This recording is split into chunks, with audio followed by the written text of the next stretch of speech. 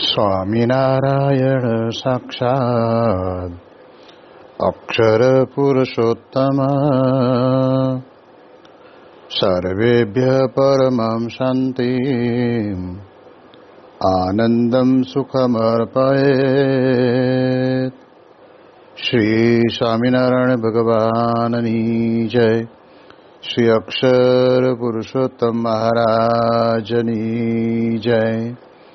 શ્રી ગુણાતીતાનંદ સ્વામી મહારાજની જય. શ્રી પ્રમુખ સ્વામી મહારાજની જય. શ્રી મહંત સ્વામી મહારાજની જય. પ્રગટ ગુરુ હરિ પરમ પૂજ્ય મહંત સ્વામી મહારાજની આજ્ઞા અને આશીર્વાદથી આપણે બધાય નિત્ય પ્રાતઃ કથાનો લાભ લઈ રહ્યા છીએ. આજે આપણા માટે જાન્યુઆરી મહિનાની 24મી તારીખ અને શુક્રવારનો પવિત્ર દિવસ છે અને 1435મી સભા થાય છે. કહત સહજાનંદ એ વિષય ઉપર 1086મો દિવસ થાય છે. ગરડા પ્રથમ પ્રકરણના 62ના વચનામૃતની અંદર ભગવાનના સ્વરૂપના નિશ્ચયની વાત કરતા મહારાજ કહે છે કે ભગવાનને કેવા જાણે તો કહે છે કે કોઈ પણ ક્રિયા કરે તો પણ એ નિર્લેપ થકા કરતા હોય છે. એ ક્રિયાનું બંધન અને ક્રિયાનો બાદ એમને ક્યારેય આવતો નથી. અને એવી રીતે જે પ્રત્યક્ષ ભગવાનના સ્વરૂપનો નિશ્ચય કર્યો છે તે કોઈ રીતે ડગે નહીં. તે ગમે તેવા તરે તરેના શાસ્ત્ર સાંભળે અને ગમે તેવા મતવાદીની વાત સાંભળે અને ગમે તેવું પોતાનો અંતઃકરણ કુતર્ક કરે પણ કોઈ રીતે કરીને ભગવાનના સ્વરૂપમાં ડગમગાટ થાય નહીં.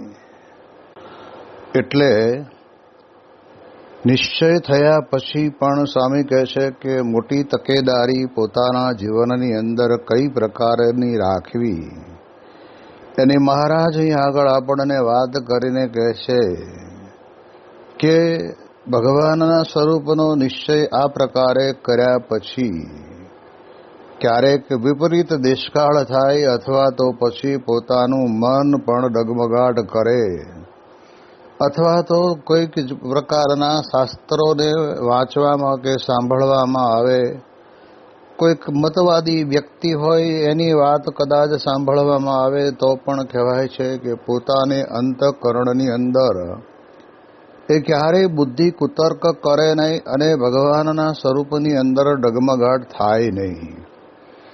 આમ સામાન્ય રીતે આપણે જાણીએ છીએ કે નિશ્ચય કેવો છે, પણ એ નિશ્ચયની અંદર પણ જાણપણું એટલું જ રાખવાનું છે. જેમ પૂજ્ય ડૉક્ટર સ્વામી ઘણી વખત વાત કરે છે કે ગાડું ચલાવતો હોય એને પોતાના જીવનની અંદર એક્સિડન્ટ થવાનો ભય બહુ ઓછો હોય. પછી સાયકલ ચલાવે ત્યારે થોડો ભય રહે, સ્કૂટર ચલાવે ત્યારે વળી એનાથી વધારે ભય રહે, ગાડી ચલાવે અને એ પ્રકારે જેમ જેમ ગતિવાન વાહનો જ્યારે પોતે એમની અંદર બેઠા હોય ત્યારે આપણને એક્સિડન્ટ થવાનો ભય રહે. એમ આપણે આપણા જીવનની અંદર નાની મોટી કંઈક દિનચર્યાની અંદર આપણે આચાર વિચારથી બરાબર એ પ્રમાણે ધર્મ નિયમનું પાલન કરતા હોઈએ.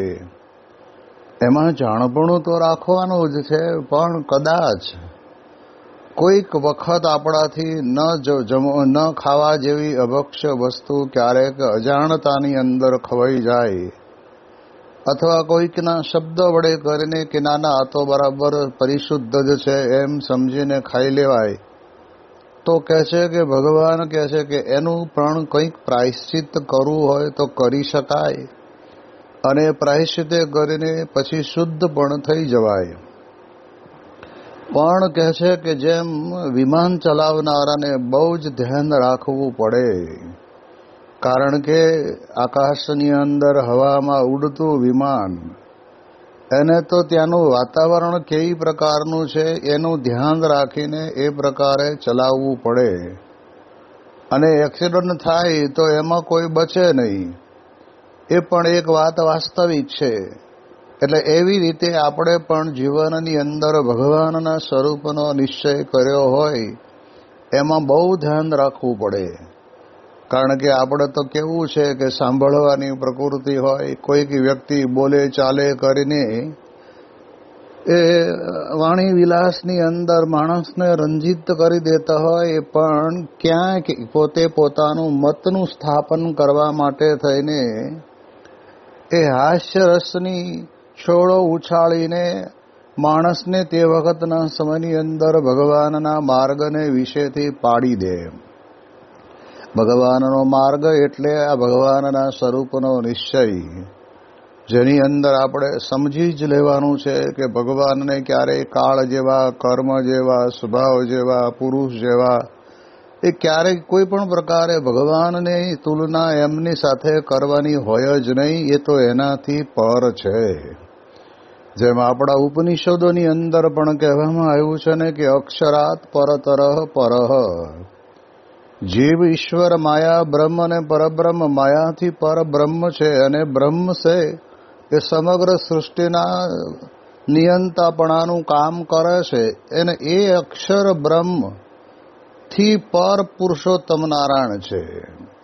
એટલે એવા જે પુરુષોત્તમ નારાયણનો નિશ્ચય આપણે બરાબર દ્રઢ કર્યો હોય, એવા જે પુરુષોત્તમ નારાયણ પોતે પ્રગટ સત્પુરુષની અંદર વિચરતા હોય, તો એ પ્રકારે પોતાના જીવનની અંદર આ સમજી રાખ્યું હોય અને એની અંદર ક્યારેક પછી તરેની વાતો આવે તો વાતની અંદર તો આપણી તો જેટલી બુદ્ધિ, ગતિ, મતિ એટલું આપણે આપણી રીતે સમજી શકીએ. અને ઘણી વખત ઘણા લોકો નથી વાત કરતા કે મારું માનવું આમ છે. ભાઈ, તમારું માનવું પણ શાસ્ત્રોક્ત છે કે નહીં એ તો જરા વિચારવું પડે ને. જો શાસ્ત્રોક્ત ન હોય અને તમે તમારી રીતે મનથી માન્યું હોય તો એ પછી કેટલું યોગ્ય છે. અને એવી વ્યક્તિના સંગે ચડી જવાય તો સ્વામી કહે છે કે આપણને આપણા જીવનની અંદર એ પ્રકારે આપણને અવળે રસ્તે લઈ જાય. જેમ આપણે જાણીએ છીએ, સદગુરુ સંત સ્વામી એક બહુ સારો પ્રસંગ કહેતા કે મહાત્માને ત્યાં બે શિષ્યો આવ્યા, બે એક જ દિવસે આવેલા, બંને બુદ્ધિ ક્ષમ્યતાની અંદર બરાબર સરખા, ઉત્તીર્ણ થવામાં પણ બહુ સારી રીતે ભણવાવાળા. મૂળ એને હકીકતની અંદર શું હતું કે બંને જણાને ભગવાનના દર્શન કરવા હતા. અને જ્યારે સંતને મળે ને ત્યારે ભગવાન મળે. એટલે એવા સત્પુરુષને મળ્યા વગર તો ભગવાન મળવાના નથી. એ તો આપણે વિશ્વવિખ્યાત વાતો છે. એટલે એના કારણે કરીને આપણે જાણીએ એ પ્રમાણે બે શિષ્યોને કહ્યું કે તમે આંખો બંધ કરીને તમારા પોતાના દેહના, પોતાના પરિવારના, પોતાના કુટુંબના જે કંઈ નાના મોટા વિચારો આવતા હોય એ વિચારોને ભૂલી જઈ અને કોઈક આ પૃથ્વીના સર્જનહાર છે, એ સર્જનહારના મારે દર્શન કરવા છે, એ પુરુષોત્તમ નારાયણના મારે દર્શન કરવા છે. આ પ્રકારે તમારા અંતરની અંદર વિચાર કરીને બંને જણા એકાગ્રતાથી બધું ભૂલી જઈને ધ્યાન કરો. આપણે જાણીએ છીએ કે વ્યક્તિ જ્યારે કોઈ પણ કાર્યની અંદર એકાગ્ર બને ને ત્યારે એનું કાર્ય સફળ થતું હોય છે. પણ બેધારી વૃત્તિ ચાલતી હોય ને તો એની અંદર સ્વામી કહે છે કે આપણને કંઈ હાથમાં આવે નહીં. અને એટલે જ આપણે ત્યાં કહેવાયું છે કે ચિત્ત કી વૃત્તિ એક હૈ, ભાવે તહાં લગાવો, ચાહે તો હરિ કી ભક્તિ કરો અને ચાહે તો વિષય કમાવો. અહીંયા મહેસાણાની અંદર અમે એક હરિભગતને ત્યાં આગળ પધરામણી કરવા ગયા તો સવારે 9:30 આજુબાજુ ગયા હશું. ત્યારે તે વખતે હાથની અંદર ગુજરાત સમાચારનું પેપર લઈ અને પહેલા પાનાથી વાંચવાનું ચાલુ કરી દીધેલું. અને એક હાથની અંદર માળા હતી, તે માળાના મણકા ટપ ટપ ટપ પડતા હતા. એટલે અમે નજરે જોયું એટલે ધીરે રહીને પછી વાતમાંથી વાત કરતા કહ્યું કે વડીલ તમે આ એકારે બે કામ કરો છો તો આ તો હકીકતની અંદર નથી માળામાં તમારું ચિત્ત રહેતું કે નથી તમારો આપ જેને કહેવાય ને કે લોક જગતની અંદર શું બન્યું ને શું બનવાનું છે ને એની વાતોની અંદર જ ગુજરાત સમાચારમાં તમારું પેપર મન રહે. એટલે ત્યારે કહ્યું કે બે કામ પતે ને બીજું શું, આપણે તો મૂળ કામ પતાવવાનું છે ને. આવું જ્યારે માણસના મનની અંદર રહે ને ત્યારે સ્વામી કહે છે કે એક વૃત્તિ પછી રહેતી નથી. એટલે એક વૃત્તિ રાખવા માટે થઈને આપણે જ્યારે ધ્યાન કરીએ ત્યારે ભગવાનના સ્વરૂપ સિવાય બીજે ક્યાંય વિચાર ન હોવો જોઈએ. અને આપણા ચિત્તની વૃત્તિને પણ ગમે તે રીતે કરીને ક્યાંક ને ક્યાંક ખેંચી જાય છે. એટલે બે શિષ્યો ધ્યાન કરતા હતા અને ગુરુની કૃપા હતી. કારણ કે ગુરુ કૃપા હિ કેવલમ, ગુરુની કૃપા થાય ને ત્યારે જ આપણને ભગવાનના સાક્ષાત દર્શન થતા હોય છે. અને બંને જણાને સરસ મજાના ભગવાનના ચરણારવિંદમાંથી નીકળેલું અંગૂઠાનું તેજ એ દેખાણું. જ્યારે આંખો બંધ હતી ત્યારે આપણે પણ ઘણી વખત ઘરની અંદર પૂજા કરતા પહેલા માનસી પૂજા કરીએ અને એની અંદર આપણે જાણીએ આંખો બંધ હોય અને જ્યારે આપણે આંખ ખોલીએ ત્યારે 10 મિનિટ વીતી ગઈ હોય એટલે અજવાળું થોડુંક વધારે આપણને, એટલે ત્યારે તરત જ આપણની આંખો અંજાઈ જાય. એમાં બંને જણાને અંધારાની અંદર બેઠેલા કહેતા કે આંખો બંધ કરીને બેઠેલા હતા અને તે વખતે એમને ત્યાં બંને જણાને એક સાથે તેજ દેખાયું અને તેજના કારણે કરીને બંને જણાએ બહુ આશ્ચર્યમાં મુકાઈ ગયા કે આટલું બધું અદ્ભુત આવો પ્રકાશ તો ક્યારેય જોયો જ નથી. એટલે એક શિષ્ય હતો, એને વિચાર કર્યો કે બસ જેને આપણે પામવા હતા એ આપણને મળી ગયા. એટલે તેજ છે એ જ ભગવાનનું સ્વરૂપ છે. એટલે એવું એના મનની અંદર બેસી ગયું. અને બીજો શિષ્ય હતો, એણે પોતે બુદ્ધિથી વિચાર કર્યો કે આ તેજ ને પ્રકાશ આવે છે, પણ આવે છે ક્યાંથી અને શેમાંથી ઉત્પન્ન થાય છે. આ પ્રકારે જ્યારે એને આવો વિચાર આવ્યો ત્યારે વળી પાછા તેજની અંદર અંજાઈ ગયો નહીં અને એકાગ્રતા દ્રઢ કરીને પોતે તે વખતના સમયની અંદર પોતે બેસે છે. એમ કરતાં કરતાં કરતાં જ્યાંથી તેજ ભગવાનના સ્વરૂપને વિશેથી નીકળ્યું હતું તે જગ્યા ઉપર મહારાજ ભગવાનની મૂર્તિના દર્શન થયા. દ્વિભુજ સદા સાકાર દિવ્ય એ ભગવાનની મૂર્તિના દર્શન થયા. ત્યારે ભગવાનના ચરણારવિંદની અંદર પોતાનું નતમસ્તક નમાવીને તે વખતે ભગવાનને પ્રાર્થના કરે છે કે પ્રભુ તમે કૃપા કરીને તમારા સ્વરૂપના દર્શન કરાવ્યા. અને ઓલો શિષ્ય તો તે જ જોઈને ગુરુ પાસે આવ્યો અને કહ્યું કે ગુરુજી મારે એમ કહેવાય છે કે મારી સાધના પૂરી થઈ ગઈ, મને એટલું બધું અજવાળું દેખાયું. એટલે ગુરુએ કહ્યું કે અજવાળું દેખાણું, પણ અજવાળાથી આગળ કંઈ દેખાયું? તો ના, અજવાળું આટલું બધું હતું ને બીજું જોવાની જરૂર જ નહોતી. હવે આ બે એક જ ગુરુના શિષ્ય હતા. એક શિષ્ય છે એ સાકારવાદી કહેતા કે ભગવાન દ્વિભુજ સદા દિવ્ય સાકાર છે, એનું પ્રતિપાદન એણે કર્યું. અને બીજો હતો એણે ખાલી તેજ કે બસ અજવાળું છે, પ્રકાશ છે, એ જ ભગવાન. અરે મૂલો નાસ્તિ કુતો શાખા, કે મૂળ વગર કહેવાય છે કે ઝાડ ન હોય અને ઝાડ વગર પાંદડા ન હોય, શાખા કહેતા ડાળીઓ ન હોય.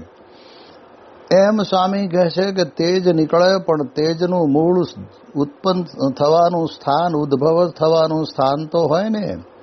અને તેજ કાંઈ એકલું પોતાની રીતે રમવા નીકળતું હોય એમ નથી નીકળતું.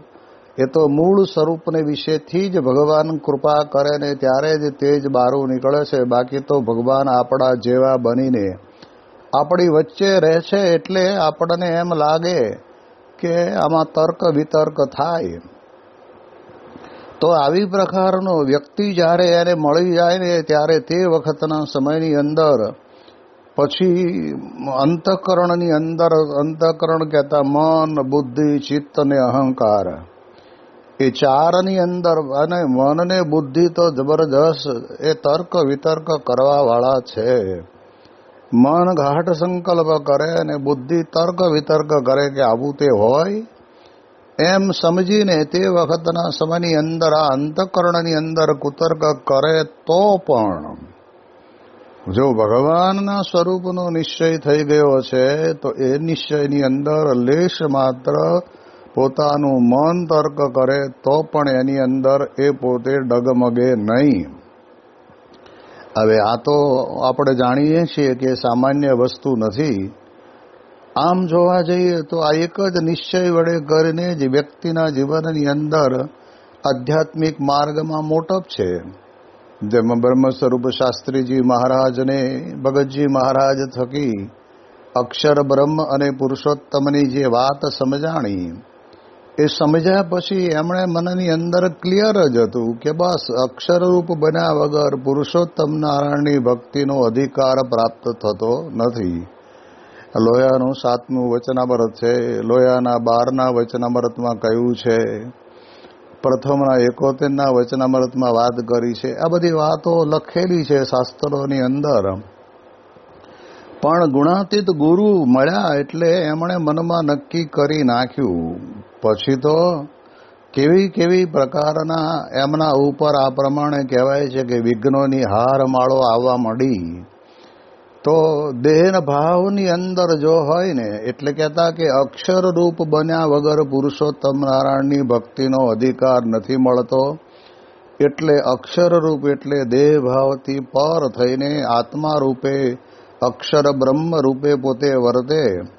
પછી ગમે તેવા દેહને કષ્ટ પડે ને તો એની સામું જોયા વગર તો આપણે જાણીએ છીએ કે શાસ્ત્રીજી મહારાજે પોતે આ અક્ષર સહિત પુરુષોત્તમનું ઉપાસનાનું જ્ઞાન અને પ્રગટ સત્પુરુષ મોક્ષનું દ્વાર આટલું બરાબર દ્રઢ કરી દીધું હતું. તો એના કારણે કરીને એમને એક વખત વડતાલ સંસ્થાની અંદર ભગવા વસ્ત્ર ઉતરાવીને સફેદ વસ્ત્ર પહેરવાનો સમય આવ્યો તો પણ એ તો શરીર ઉપર ભગવું કે સફેદ જે કંઈ ધારણ કરાવે એ કરવું. પણ મને મળ્યા જે પ્રત્યક્ષ ભગવાન ભગતજી મહારાજ દ્વારા ભગવાન સ્વામિનારાયણ એ જ મારા માટે ખરેખરનો અતિશય દ્રઢ નિશ્ચય છે.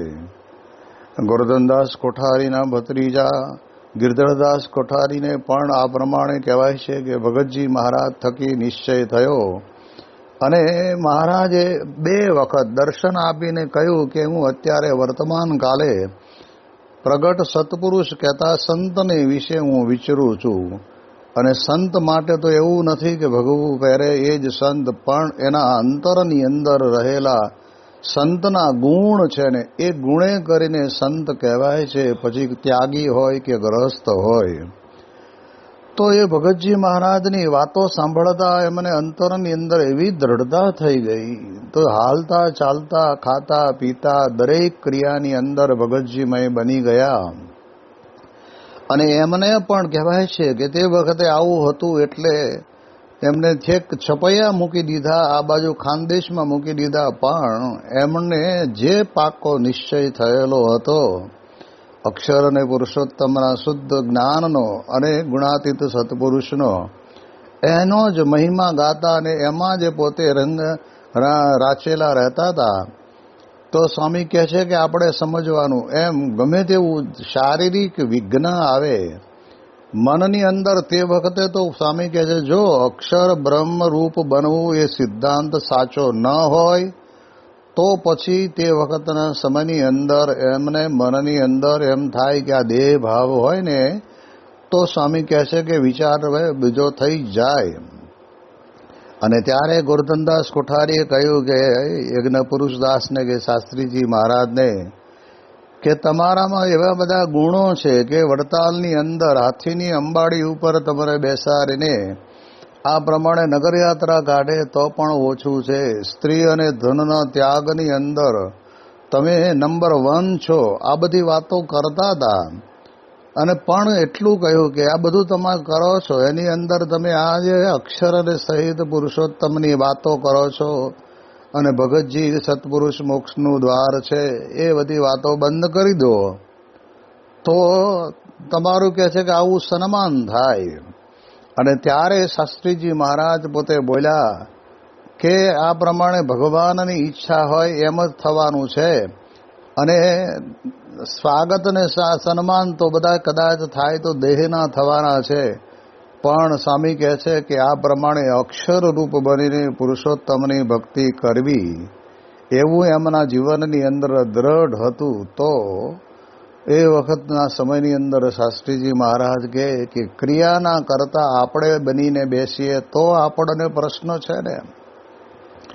આ તો મહારાજ પોતે કરે ને કરાવે છે, એટલે એના કારણે કરીને આ વાત બેઠી. તો જો આવો નિશ્ચય અંતરની અંદર બરાબર દ્રઢ, આપણે ગઈકાલે પણ થોડીક વાતો આના વિશે આપણે કરી હતી. તો જેમ શાસ્ત્રીજી મહારાજને પોતાને વડતાલની અંદર રહ્યા થકા પણ એમણે વઢવાણની અંદર મંદિર કરવા માટે એ નિર્ગુણદાસ સ્વામી અને નિર્મળદાસ સ્વામી અમદાવાદ કાળુપુરમાંથી છૂટા પડેલા, એ પોતે ત્યાં આગળ જમીન માટે પોતે મનની અંદર વિચારતા હતા કે આ જમીન આપણે શાસ્ત્રી યજ્ઞપુરુષ દાસ જો અપાવે ને તો કામ થાય. અને શાસ્ત્રીજી મહારાજને અંતરની અંદર કેવું, ભલે વડતાલ દેશમાં રહેતા હતા અને આ આખા અમદાવાદ દેશમાંથી જુદા પડેલા છે. અને ત્યારે શાસ્ત્રીજી મહારાજે કહ્યું કે સ્વામી એક શરતે તમને જમીન અપાવવું અને મંદિરની અંદર અમારે જે મૂર્તિઓ પધરાવવાની થાય એ મૂર્તિનો ખર્ચો પણ અમે આપીએ. અને તે વખતે ત્યાં આગળ એમણે આવું પ્રેમથી કહ્યું કે વચલા દેરાની અંદર અક્ષર સહિત પુરુષોત્તમને પધરાવવા એવું જો તમે સંમત થતા હો તો અમે દિવાન સાહેબ દ્વારા તમને લીમડીના ઠાકોર સાહેબ, વઢવાણ ઠાકોર સાહેબને વાત કરે અને તમને જમીન આપે. તો કેટલો બધો ભગવાનના સ્વરૂપનો નિશ્ચય દ્રઢ થયો હશે. બાકી 2000 સાધુની વચમાં આ એકલા યજ્ઞ પુરુષ દાસ રહે અને આવી નિશ્ચયની અદ્ભુત વાતો કરે.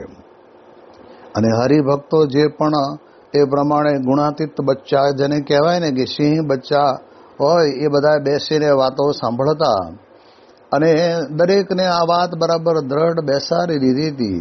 તો એવો નિશ્ચય એ જે બરાબર ન થયો હતો કે આવા બધા વિઘ્ન આવે છતાં પણ એની અંદર ક્યારેય એમણે પોતે છોડી દેવાનો વિચાર કર્યો નથી. અને ગોરધનદાસ કોઠારીનું કહેવું એવું હતું કે તમે આ બધું મૂકી દો ને તો તમે આ 2000 સાધુની અંદર અગ્ર સ્થાને આવીને બેસી શકો એવું થાય. પણ શાસ્ત્રી મહારાજ પોતે કોઈ ક્રિયાના ધણી પોતે થતા નહીં. મહારાજની મરજી હોય, મહારાજ જેમ કરે એમ થતું હશે એવું એમના મનની અંદર પાકું હતું. અને પાકું હતું તો એટલે જ વડતાલની અંદર રહ્યા થકા જ્યારે વઢવાણની અંદર મૂર્તિ પ્રતિષ્ઠા થઈ, હવે તે વખતે સમુદાય થોડોક મોટો થયો હોય એટલે ચર્ચા વિચારણાની અંદર કોઈકને ગમ્યું હોય, કોઈકને ન ગમ્યું હોય. તો શાસ્ત્રીજી મહારાજે અગાઉથી કહી રાખેલું કે કદાચ ત્યાં આગળ પ્રશ્ન આવીને ઊભો રહે તો તે વખતે કહેવાનું કે ભલે તમે કદાચ એવું લાગે તો પહેલા મંદિરની અંદર પ્રથમ શિખરમાં પધરાવો, પણ અક્ષર અને પુરુષોત્તમ બેસાડવાના છે અને મૂર્તિની સેવા પણ અમે જ કરી છે. અને શાસ્ત્રી મહારાજના હરિભક્તો બધા ત્યાં ગયેલા અને આ પ્રમાણે પ્રતિષ્ઠા તે પ્રમાણે થઈ. તાર આવ્યો અને તાર આવ્યા પછી રાત્રે એ તાર લઈને ગોરધનદાસ કોઠારી પાસે ગયા. ગોરધનદાસ કોઠારીને પોતાને મનમાં નક્કી હતું કે જ્યાં સુધી હું અહીંયા આગળ વડતાલમાં બેઠો છું ત્યાં સુધી બે સંસ્થાની અંદર કોઈ પણ જગ્યાએ ગુણાતીતાનંદ સ્વામીની મૂર્તિ પધરાવા દઉં નહીં એવી ભીષ્મ પ્રતિજ્ઞા લઈને બેઠેલા હતા. અને જ્યારે તાર હાથમાં આપ્યો અને પૂછ્યું શું છે કે વાંચો, અને ત્યારે એમાં એવું લખેલું હતું કે વઢવાણની અંદર પ્રથમ દેરાની અંદર અક્ષર અને પુરુષોત્તમ મહારાજની પ્રાણ પ્રતિષ્ઠા થઈ ગઈ. અને ત્યારે તે વખતના સમયની અંદર ગોરધનદાસ કોઠારી થોડાક શ્વાસ ઊંડો લીધો અને પછી વિચારી રહ્યા અને પછી ધીરે રહીને બોલ્યા કે શ્રીજી કરે તે ખરું. અને ત્યારે શાસ્ત્રીજી મહારાજ પોતે બોલ્યા કે કોઠારી મહારાજ, આ કાર્ય શ્રીજીએ જ કર્યું છે. હવે એની અંદર સંપૂર્ણપણે ઓતપ્રોત થયેલા હતા શાસ્ત્રીજી મહારાજ, પણ એમને ભગવાનનો નિશ્ચય કેટલો જબરજસ્ત હતો કે આપણે કરતા જ નથી, આપણે તો નિમિત્ત છીએ, બાકી કરે છે બધું જ ભગવાન કરે છે.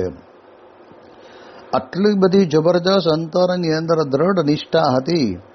અને ત્યારે ગોરધનદાસ કોઠારીએ તો પછી બીજે દિવસે બોલાવ્યા યજ્ઞ પુરુષદાસને, કહ્યું કે જરા ત્યાં કર્યું કેવી રીતે? એ તો કે મારી હયાતીમાં થવા ન દેવું એવું તો મારું પોતાનું પણ હતું, પણ આ કેવી રીતે કર્યું? ને પછી શાસ્ત્રીજી મહારાજે પોતે વાત કરી કે આજે વાત સાચી છે, જે સત્ય વાત છે ને, અમે અમારી રીતે નજરે બધી જગ્યાએ તપાસ કરીને ગઢડામાં, જુનાગઢમાં, બાલમુકુંદ સ્વામી, માલજી સ્વામી, બધાની પાસે જઈને અમે આ વાતો સાંભળીને નક્કી કર્યું છે કે આ વાત સત્ય છે.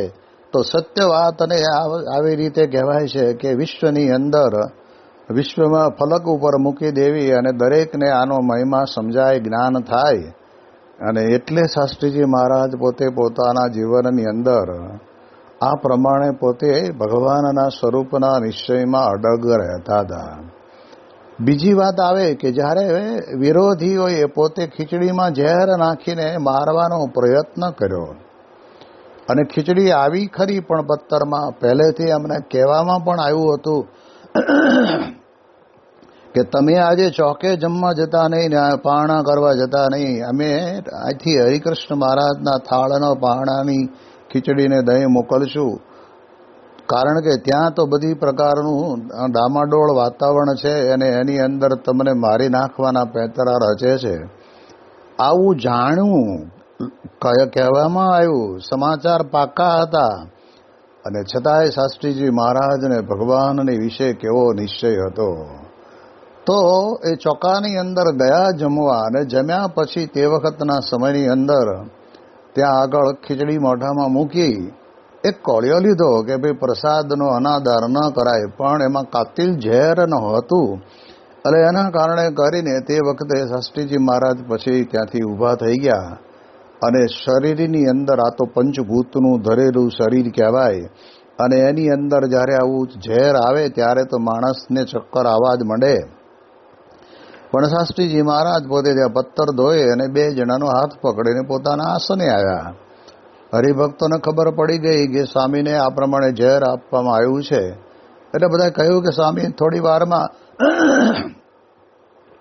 આ ઝેર જો આપણા તમારા શરીરની અંદર વ્યાપી જશે ને તો બહુ મોટું, જેને કહેવાય ને કે પરિણામ ખરાબ આવશે.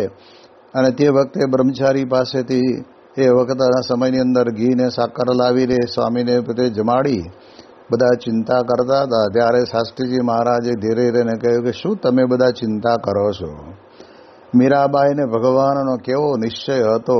તો એ મીરાબાઈને ચિત્તોડનો રાણો રોજ ઝેરનો કટોરો મોકલે, પણ તેમ છતાં એ ઝેરના કટોરાની અંદર એ પોતે આવે એટલે પી જતા, પણ અમૃત થઈ જતું. ભગવાનનો નિશ્ચય હોય ને તો એ ક્યારેય આપણને એની આડઅસર થતી નથી હોતી.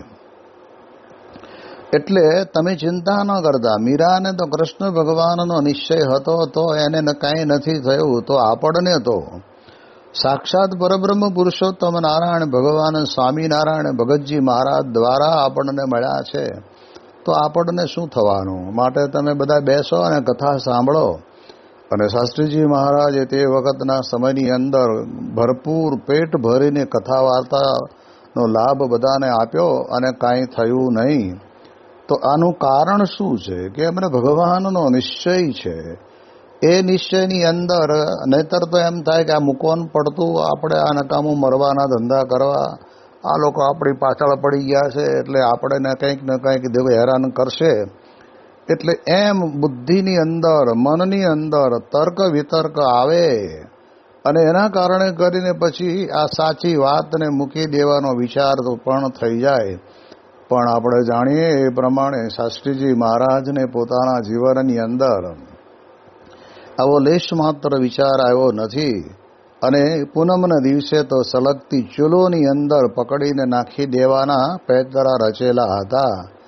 એમાં પણ બ્રહ્મ સ્વરૂપ શાસ્ત્રીજી મહારાજ પોતે સ્થિર અને ધીર હતા અને ભગવાન કરતા હરતા છે એવું એમને મનાયેલું હતું. એટલે અંદર અંદર જપાજપી થઈ અને શાસ્ત્રી મહારાજ બહુ જ ચપળતાથી ભગવાનની પ્રેરણાથી ત્યાંથી નીકળી અને પોતાને આસને આવી ગયા. અને ત્યાં પૂનમના દિવસે બધાએ નિર્ણય લીધો કે સ્વામી હવે આપણે અહીંયા રહેવું નથી, આપણે હવે જે કામ કરવું છે તો એ કામ બહાર નીકળશું તો જ થશે, બાકી થશે નહીં.